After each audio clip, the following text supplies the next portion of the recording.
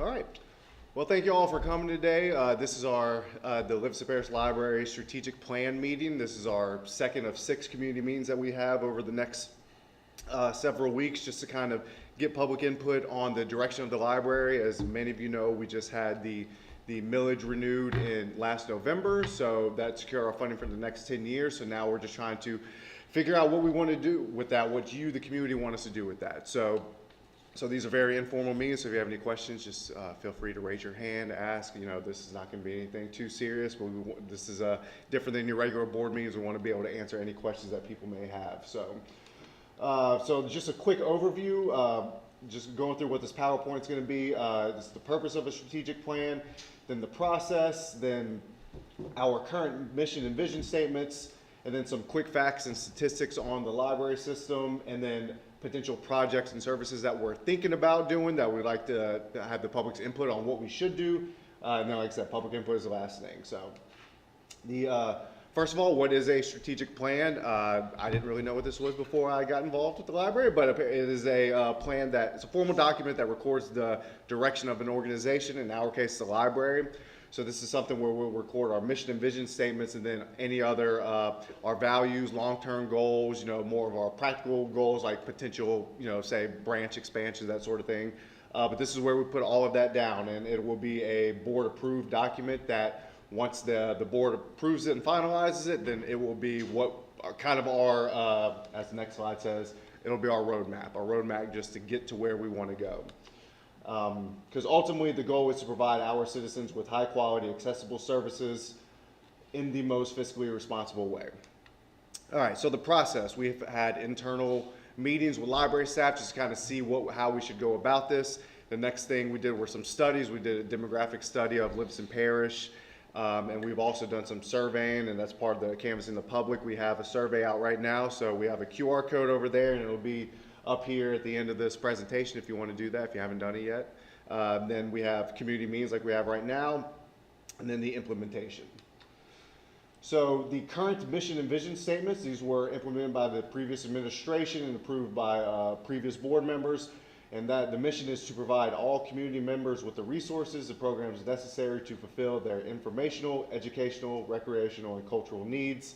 That's kind of why you see the library we have a little bit of everything at the library, from lots to books to all of our events and summer reading, Comic-Con. There's so many things, but it's because we have a lot of boxes to check with what we're doing with for the public. And then the vision is to be the community's primary resource for information and learning opportunities, as well as a leader for innovative library services that spark curiosity and inspire new ideas. And if we go on the slide, okay, here we go. So this is just some quick facts.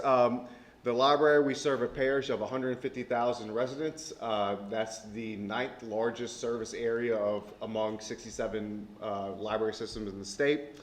We have equipment and facilities at 5 branches, an administrative office, and our bookmobile. That's 92,000 plus square feet that we have to maintain. Of course, we have public computers, laptops, tablets, and areas such as the computer lab, the idea lab, and digital media lab. Then we have our physical collection, obviously. I mean, that's what you think of libraries. That's what you think of the physical collection. We have over 350,000 items in that. And then we also have the digital collection, which that catalog is much higher. Then the adult and youth programs, most notably summer reading program. If you have not been to summer reading, you should go to an event soon, because it is the craziest, most wildest, fun time you can imagine. A couple weeks ago, we've had Louisiana Snake ID, Didgeridoo Down Under, watercolor workshops. I know I'm gonna forget. Drum Life. That was a pretty. That was a big hit. That was a hectic one. Then this next month we have Harvey Rabbit, Crescent Circus, Jibo the Clown. We was, just all kinds of things. We've already, correct me if I'm wrong, we've exceeded our goals for previous for this year. Our branches in 4 of the 5. Is that correct? For adult registration. Yes. So we are above where we were last year. So people are people are really taking to summer reading this year. And last year, we returned to the pre-COVID numbers because everything kind of slowed down for a few years because of COVID. So people are starting to come out to these things again. And obviously, I mean, if you look at, I get pictures from our staff every day. They've been amazing at giving me pictures of all the programs, the events going on at their branches. And I mean, you'll just see, I mean, the families, kids, adults, people of all ages, they're just having a blast, and that's the point of the library, is to bring people together in a positive way.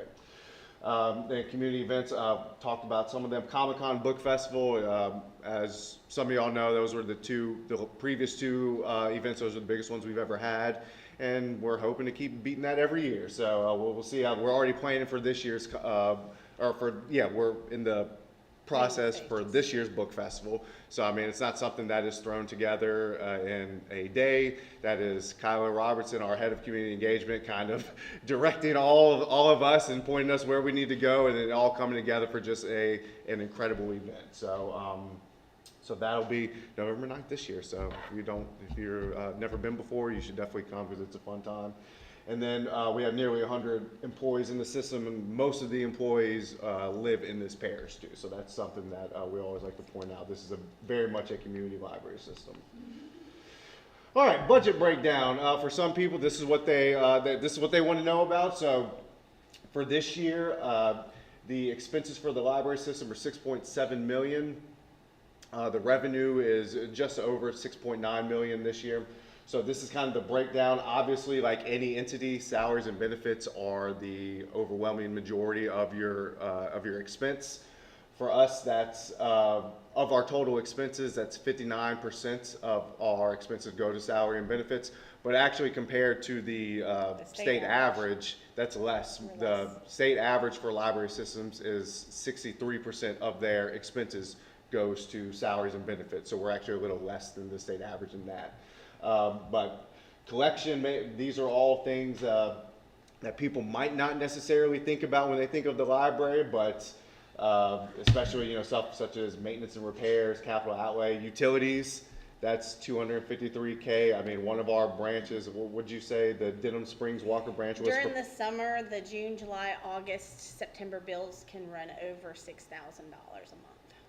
For just one branch? Just for one branch. Yeah. So I mean, these are costly, but they're also important to the community, because I mean, a lot of people, especially for example at our Denham branch, we know that we're seeing a lot of people come in who don't have AC at their homes, who don't have Wi-Fi at their home, like they need a place to go during the day. There's one family of like 7 that is coming to the library because they don't have AC at their home and they don't have Wi-Fi, for the kids to do anything. So the parent, is bringing all of these kids here because they have nowhere else to go. So I mean, it is, and I know that for example, our assistant director Dustin was the branch manager at Albany, and that's what he used to say, that there was people who were just coming there for the AC, because come in and sit for the AC and use the computers.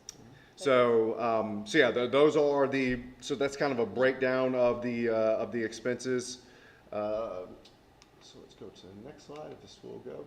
All right, some statistics from last year. Checkouts.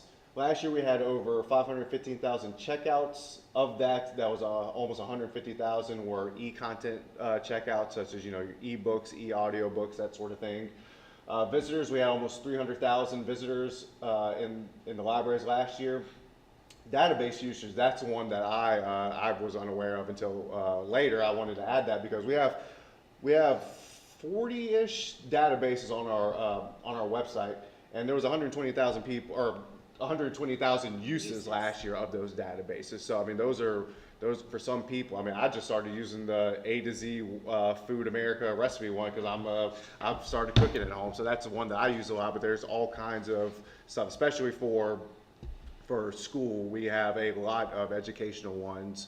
Especially for K through 12, that's kind of a lot of the focus on those is that age group, because this is very much a parish built around its school system, so we want to do our part to help.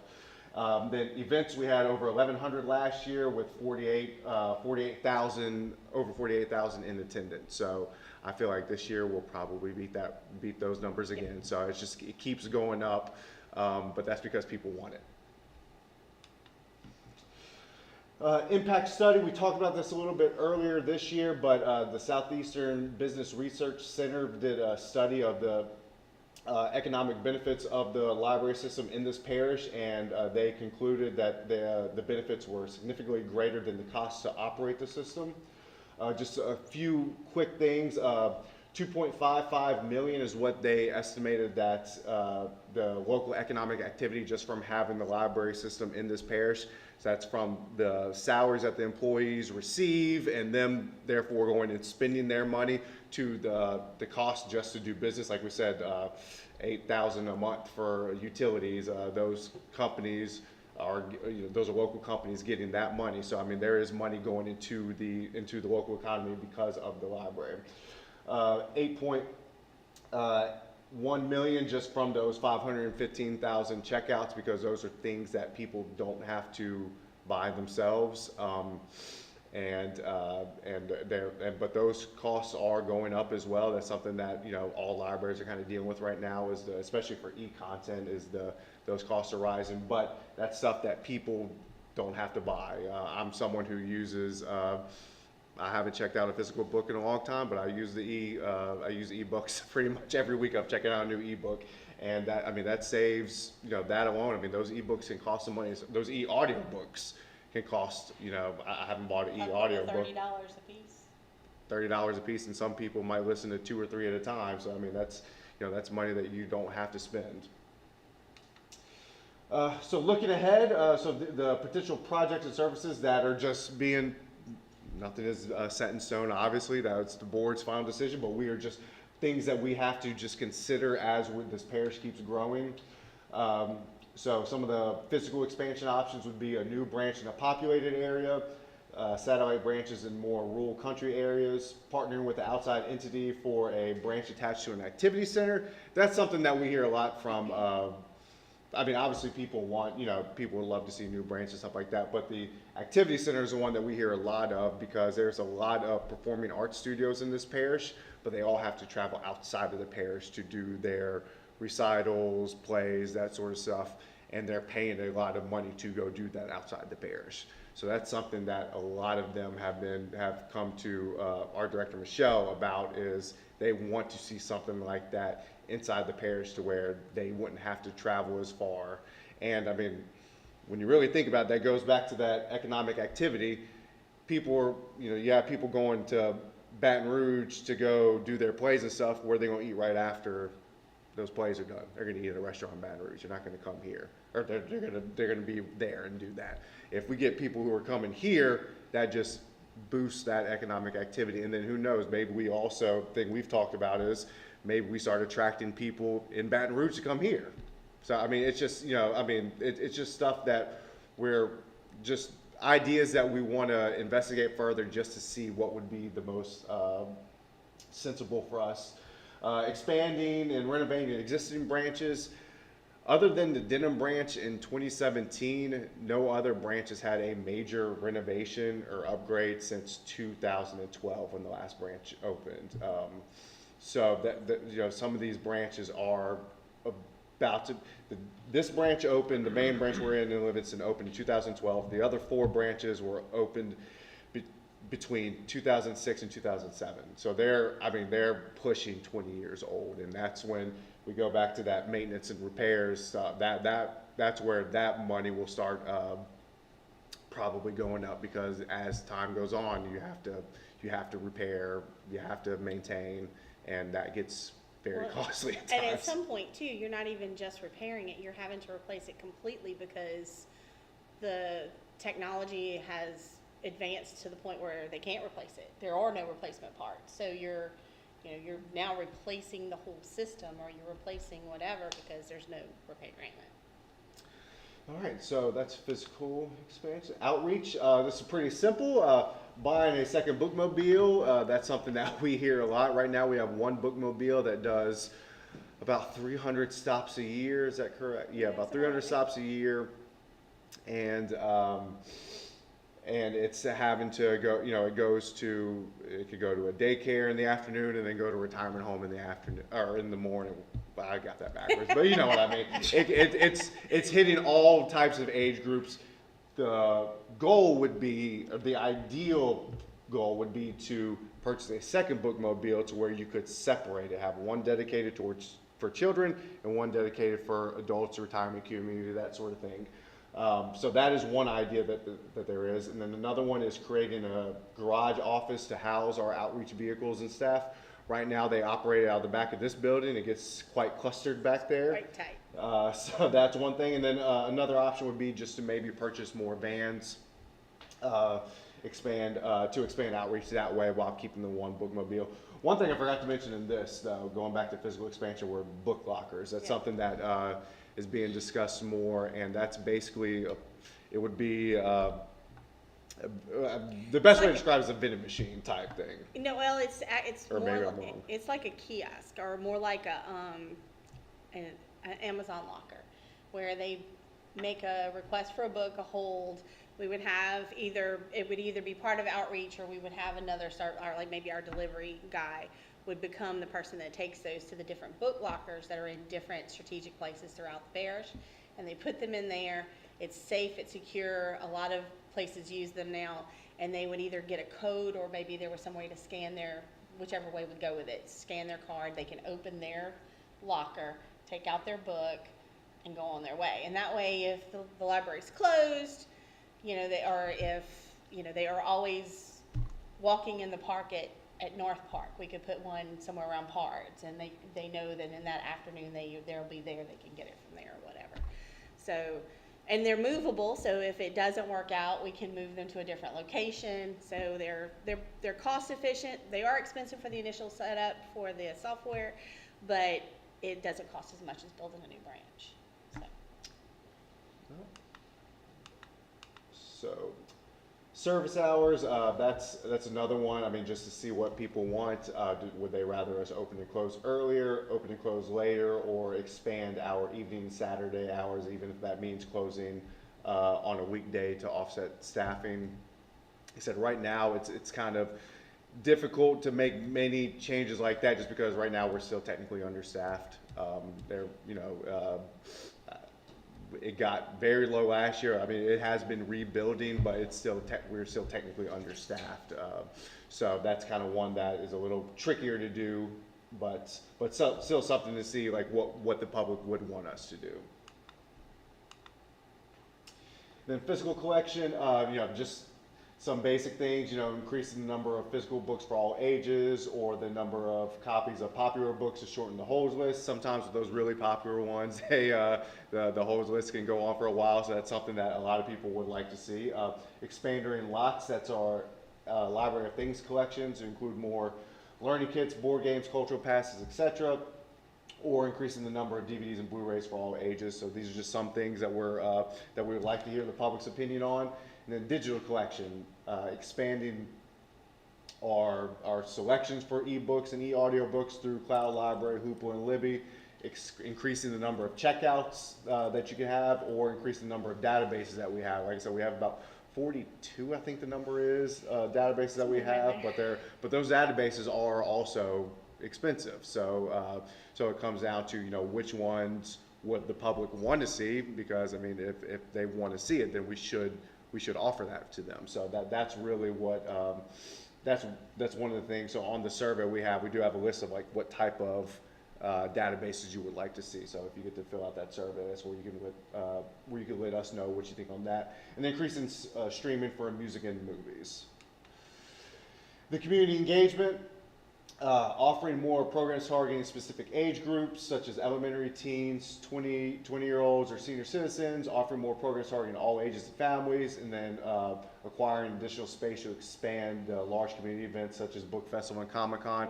And that kind of goes also with the, with the activity center type thing. That would obviously, if there was a way that idea could come to fruition, that would be the logical landing spot for like Comic-Con and Book Fest, because I hope you will be able to come to one of those this year, because you will see what we're talking about. They're getting as big as they can get, which is a good thing. It means people want them. There was a neighboring parish that has They are, I don't want to say which one it is, but they're significantly bigger than us in terms of population and budget. Their Comic-Con, which they were thrilled about, drew 700 people. Ours drew almost 2,100. And they were, and like I said, this is a system that has more people, bigger tax base, a bigger budget and everything. And they were thrilled with like less than half of what we had, but almost a third of what we had. So, I mean, the people here do the events that we put on, especially the people want them, they love them, and they will keep coming to them. And then, so where do you come in? We just want to know what you think. That's it. This is your library, so we need your input. There's a QR code. If you want to take the survey, let us know. It's 10 questions. It'll take you 2 to 3 minutes. And there's a place for you to leave comments if you choose. We also have print surveys in the back or at the library circulation desk, because some people don't want to do a QR code, which I understand, so we want to make sure they can still have their voices heard. And then we also have comment cards too, our Uncle Sam comment cards that our assistant director designed. Awesome. Pointing at you to fill out the comment cards. And then that's it. So, thank you. So, so that is it. So, any questions? Any questions from anybody? Or anything that anybody up here wants to say out of our esteemed leadership? Come to the next meeting. If you couldn't make it tonight and you're watching, come to the next meeting. Yep. Ask us questions. If you have any questions that, even if it doesn't pertain to the community surveys and all that, just ask us. Yeah, even if somebody wanted to come and ask logistical questions about how does a book end up, through processing, how purchasing, all that, we can answer that. Any kind of things about logistical runnings of the library, well, as long as Michelle or I or Julia are there, we can answer those questions. So this is we want to hear from people. This is your opportunity to come and talk to us in person, where more than one of us is in one room at a time, because we're all busy right now because it's summer. I saw one question. So the kiosk, if I put a book on hold, I can pick it up at a kiosk? It does just like what you do now, like when you put something on hold and you say what branch you want it to go to. And so could I drop books off? Yes. Yes, Julia and I looked into that, and so, right, what we can customize it. Biblioteca is one of the vendors we were looking at and we're working with right now on some pricing and stuff. Yeah. But just to see what they can do. And so the kiosk would be, it's kind of like a big, I think it's 6 foot tall, and it's at least, was it like 10 or 12 foot You can long? make them as wide or tall Right, as you want. so like the middle thing will be the little kiosk part where you got a computer and you can just scan your card or you put your code in or whatever, and it'll pop the one that you put stuff on hold in. And then one on the bottom we can set to where if somebody was just dropping something off, they can just drop it in there. So you drop it off and once it gets to the library, that's, Then we'll Yeah, scan it then in they'll once it gets scan to the it and go library, back. right? I mean, it's just like what you do with the drop yeah, box. that's pretty cool. But the reason why I wanted to look into it too is like we know some of our patrons, the Denham Springs Walker branch is the late branch, it's open until 9 p.m. But it's like some of the other branches, like this one in South and Albany, for staffing, like we close at 6 on Mondays and Wednesdays. Well, if they're working late and they want to still get their books at 8 or whatever from that, like a location somewhere on the periphery of those, then that would give them an opportunity to do it. So does it communicate with, it would be like cellular? No, it's all manual to put it in. Okay. I mean, I think, the software itself that like has the code and all that it is, but as far as like us putting things in there, it would be. No, and one of Julia's first things she wanted to make sure was they're waterproof, and they're Yes. waterproof. So I was like, they got to be hermetically sealed in our climate, or that'd The be reason it. I was asking is if you had that, could you not put a cradle point with it? You Yes. can, you can. That was my Yes, Yeah, we yes, did you check can. on that as well. We could broadcast Wi-Fi from Yes, it. you can. Yes, you can. If we did one of the little locker parts. Yeah. So really, you could put It's kinda it on a modular. station or Yep, something here. anywhere. Yes, Yes. yes, yeah. Yeah. Yep, yep, absolutely. So if you had the cradle point on it, how do you tell it? I guess whoever's putting the books in it would program it, or it communicates with the library? It communicates with the library Okay, so system. you got some kind of internet with it anyway? Right, Okay, right, so- right. Right. Yeah, and it would have to have a power source of some sort, but. Yeah. But we can put them, so Texas is really big on these. That's one of the places that Biblioteca told us to contact us, was Texas really uses them a lot. And they put them outside of stores, they put them outside of, you know, in parks and anywhere where they can Yeah, our actually just, municipal you know. locations like So they're town very halls, sturdy, stuff like that. they're, you know, pretty much indestructible. You never say it totally indestructible because you never know what somebody can do. No, I was like, that's just hubris. You don't call it You anything. know, but they're, Indestructible. I mean, as far as it being waterproof, or it'd be really hard to get into. And then, like they said, they can be moved around, so it's not like you're wasting money, it's like it'll be stuck there forever. If it doesn't work in that location, you can move them to other locations. But that's one of the things that we want people, if that's something that they would be interested in, or I think it's a good Flexibility. idea, flexibility. As a mom with kids, can't always get to where you need to be, you know? Especially if you could put one outside of, you know, where they play ball. I mean, everybody has kids playing ball these days, Well, so. just picking up books is Yeah. neat, because, you know, like, you gotta wait for the library hours, like, especially on a Sunday, if you need to. Yeah, Yeah. yeah, and that would make up for some of those Sunday hours. And even putting one we talked about, like just outside of Denham, just for those, for that reason, because now that was the one, you know, the only one open on Sunday, so. Yeah, I had one gentleman at Denham too tell me, he's like, man, I wish you guys were open from like 5:30 to 6:30 or something when he's on his way to the Yeah. plant. And I was like, well, it's a little hard, but like if we did that, he could pick his stuff up on the way to Right, work. on the way. This is really good for people who know what they want, you know? Yeah. It's not a yeah, browsing. Not for browsing, but for something, people knows what they want and they just want to pick up easy, and it's, a lot of places really popular with outside of the library, the mall, you know, Right. the store, something like that. And they do have them that are actual kiosks, that, like vending machines, like you can just, like, you put so many kids' books in there and so many adult books in there, and you pick one You up. sit there with your phone and.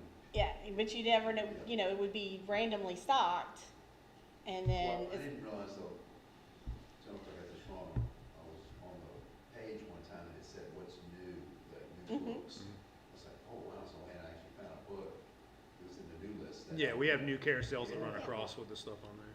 That's pretty cool. We have patrons at Albany for sure. Like, they always, one guy will come in every week and he's like, "What new movies did y'all get?" And he's like, "Did y'all get, you know, what Expendables 4 in, you know, stuff like that." So yeah, people use that. I'm ready for Expendables 6, isn't that what they I don't Those are know. good Sylvester movies. Stallone's getting a little old. I don't know. Never, Get another one of never, those. never. So you didn't show the little videos? It's on the YouTube. I mean, I can show it right now. It just, I'm just saying, but the one about the interview, those are cool. yeah. It seemed, Self-serving? well, no, but I didn't know how the quality would be of showing a video didn't know on a it. stream. You know what I mean? I was It'd be like, very accurately on that the might not look the best. And it's on, if you are watching, it's on our YouTube page. It's just a few videos away from this one, so it is on there. No, I meant like the interviews, like the guy with the audiobook saying he didn't realize the library had that, he was spinning. Yeah, that's the video I'm talking Yeah, about. Yeah, yeah, that's what yeah, I'm that's talking the about. one. Yeah, it seemed the quality I didn't think would be that great. Just watching the video on a stream. No, I meant. Here. Oh, you wanna play it Did for? you do it last time?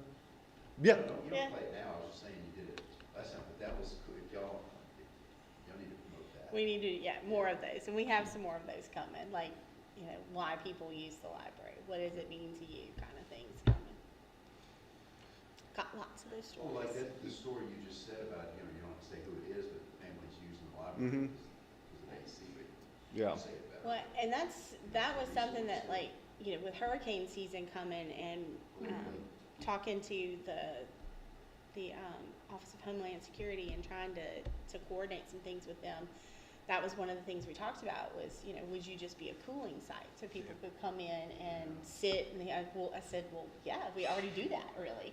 I mean, because during the last hurricane, when people were still without power and we got power, that's what they did. They came in here, we had bottled water, and they, you know, got to get out of that heat. And during the flood, when people were, you know, taking all the sheetrock out of their house after about 1 o'clock, and was getting really hot, they would come in and just sit and relax and take a little bit of time in the, you know, in the cool air and Read a book. read the newspaper, you know, just get a little bit of their life, their normal life back, because the stress was crazy.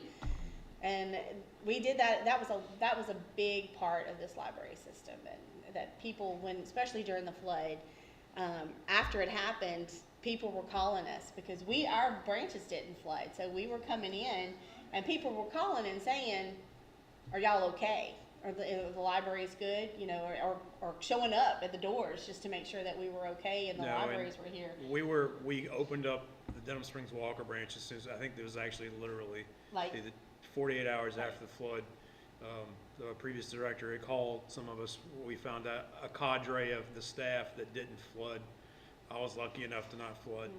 And so we opened up Denham with a skeleton crew, and we had people coming in immediately, using the computers and stuff like that, making phone calls, using Wi-Fi to make the phone calls. Sometimes the circuits were screwed up. and it was astonishing to have people call and say, I'm bringing my books back. I lost everything, but I saved my library books. And you're like, Yeah, we actually, she's not joking. I had a person at Albany said that, you know, or it was, well, Springfield more, and she came in and she was like, I got out of my trailer and I had a bag of library books. I was like, man, we were not going to charge you for those if you lost those. no, in it's flood. fine. And we did have to get rid of a lot of that stuff, but yeah.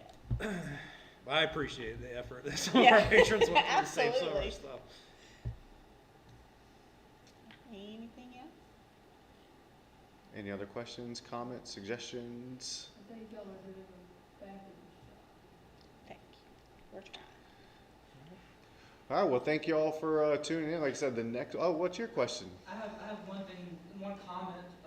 As a completely disinterested citizen, if you haven't Okay, signed Scott. up for a summer reading program yet, main branch in Livingston is a great place to do it. So please come on down to Livingston. Sign up for summer reading. Thank you. Sign Thank you up very at the main branch disinterested. on Iowa Street in the town of Livingston. Or www.myopl.info/summer reading. There you go. So thank you all. The next meeting will be July 3rd at the Watson branch. So Watson branch. From 5:30 to 7, that's the next meeting. But the next streamed meeting will be the one on Monday, August 5th at the Denham Springs Walker Yeah, branch. that's our last one, and that'll be on a Monday. Yes, that'll be the last meeting, but that's the next one that's being streamed. So thank you all for coming.